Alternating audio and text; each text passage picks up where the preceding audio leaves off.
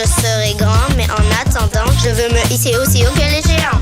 Expulse ton imagination, qui dort comme trop dans son cocon. Hey, stimule donc toutes tes questions, tu vas vivre plein de sensations. Hey, inquiétons la situation, donnez-nous une émission.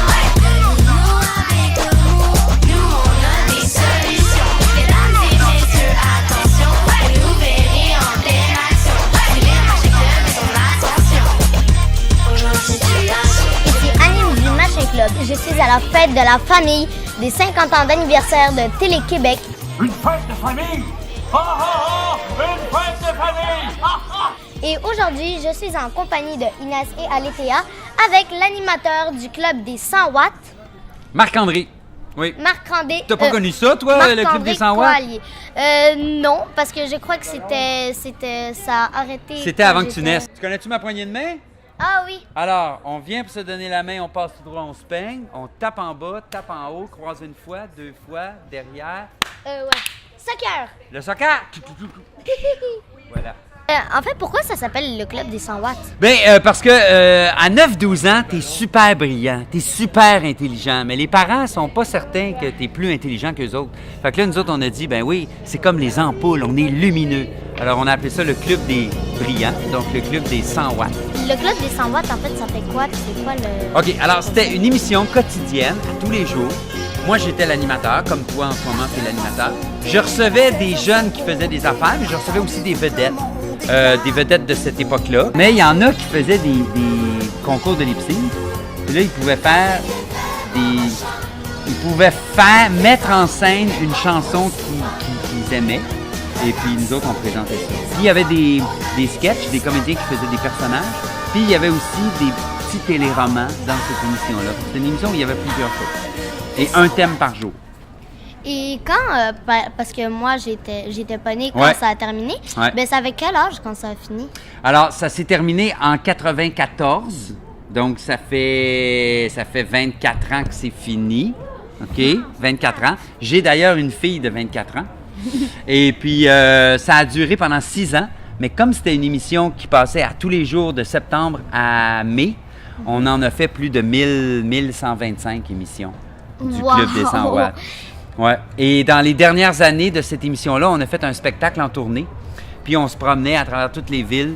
C'était le Club des 100 watts en tournée. C'était un gros show où on invitait les jeunes de 9-12, mais aussi les parents à venir. Puis on leur demandait d'apporter deux choses. Une lampe de poche, puis des rouleaux de papier de toilette. Alors, les rouleaux de papier de toilette, c'était pour les lancer dans les airs. Puis là, ça faisait comme des grandes guirlandes. Puis avec les lampes de poche, on éclairait tout ça. Fait qu'on se faisait comme un feu d'artifice à l'intérieur d'une salle de spectacle. Et, Voilà. Quand vous avez dit, vous prenez des enfants qui font des Oui. sketchs? Oui, ben en fait, il y avait des jeunes qui jouaient dans une espèce de petit téléroman là, à chaque émission. Et ces jeunes-là, ben, ils ont grandi, là, ils ont 25 ans de plus. Mais on prenait des jeunes. Puis on prenait des jeunes aussi pour faire des vidéoclips. Et est-ce qu'à votre avis, il y avait des adultes chez eux qui regardaient le Ouais. Club des 100 watts? Est-ce qu'il y en avait d'autres qui regardaient pas parce qu'ils écoutaient les consignes puis c'était interdit aux Ouais, adultes? peut-être, parce que ça passait à l'heure du souper aussi. Alors, c'était pendant que les parents faisaient le souper, ben les 100 watts, après l'école, à 5h30, ils allumaient leur télévision. Et puis, c'était aussi, comme c'était il y a 24 ans, il n'y avait pas de tablette dans ce temps-là. Il n'y avait pas moins d'ordinateur. Fait que les jeunes, quand ils finissaient l'école, ils venaient vraiment s'asseoir devant la télévision.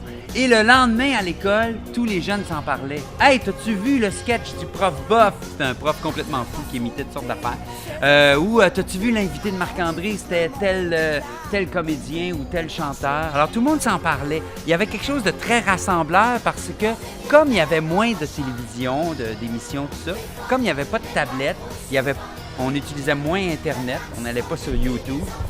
Donc, les jeunes écoutaient tous pas mal la même affaire, ce qui fait que tout le monde pouvait s'en parler.